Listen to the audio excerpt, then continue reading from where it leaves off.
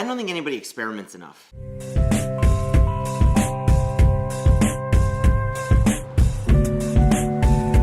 Keep going, maple butter. All right, happy Thursday, December, whatever. Going to the gym.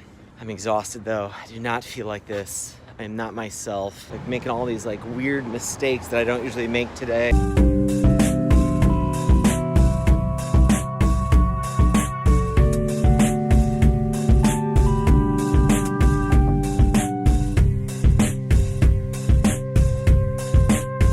Now I'm looking at air filters. We gotta do something.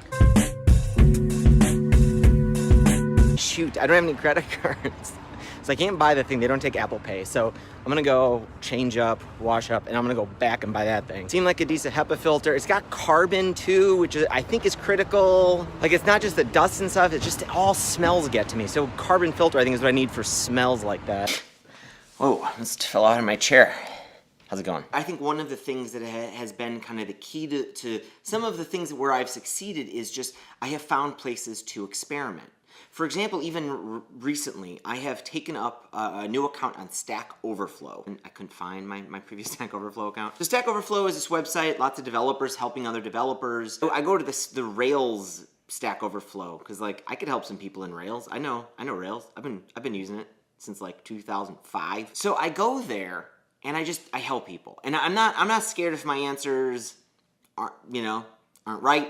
I ask questions, like, but I do it because I'm experimenting. I'm experimenting to see if there's some answer that's gonna get some traction, or there's some answer that's gonna like cause something in my head that's like, oh, this is a really great meta topic for a blog post. I do this with Reddit too. I go to like the entrepreneur subreddit or the small business subreddit or the web design subreddit, and I look for people asking questions, and I'll attempt an answer in a comment, and I won't spend much time on it. I'll like rattle it out like boom, boom, boom, boom, and I'll see if it gets any traction. And if it gets traction and people dig it, then it's like, oh yeah, this could be a bigger blog post. This is really quick advice because I'm exhausted. This has been a really long week. I think a lot of people when they think about like, you know what, I gotta start writing. Like I'm gonna start a Medium account, or I'm gonna start a blog, or I'm gonna take Twitter seriously and social media. That's fine, but that's just like this step. And you need to get like here. Like the next thing that you gotta do is come up with a laboratory. Find something in which you're like constantly updating and constantly failing. For me, I pick a lot of places, right? It's like Stack Overflow and Reddit. I even think maybe I fail a lot on this YouTube channel. By the very nature that I put out videos every day, and by the very nature that like I'm not like the world's greatest videographer, like I kind of started from scratch here a few years ago. This is all me experimenting. This whole YouTube experience is just a laboratory for me to learn how to make videos, learn how to tell better stories through this medium, test what works. Are you guys digging a story about experimentation? If you're not, I won't go anymore with this. But if you dig it, then I might write a whole article about it. There's a lot of stuff now that has turned into, it started out as videos, then it became articles. Now I've got a thing where I think some of these articles are gonna turn into a book. And it all started because I was experimenting with ideas here on this YouTube channel. So find a laboratory. It doesn't have to be YouTube. It doesn't have to be Reddit. Post some pictures on Pinterest. Those pictures take off, make a whole video about it. You get my point. Like, but you've got to go from, hey, I'm just gonna write, to like, go find a place where you're gonna experiment a lot. So my second point is, you've got to be comfortable failing in public a lot more than I think a lot of people are. I put out this stuff and I know it's not always gonna be the best.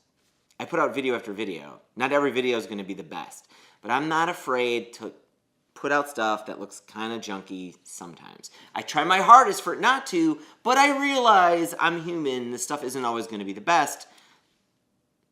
And a lot of people aren't like that. They try to put out the best thing ever, so they, 1, take forever to do things, 2, they rarely put out anything, and then 3, they don't experiment. That's it. That's my advice.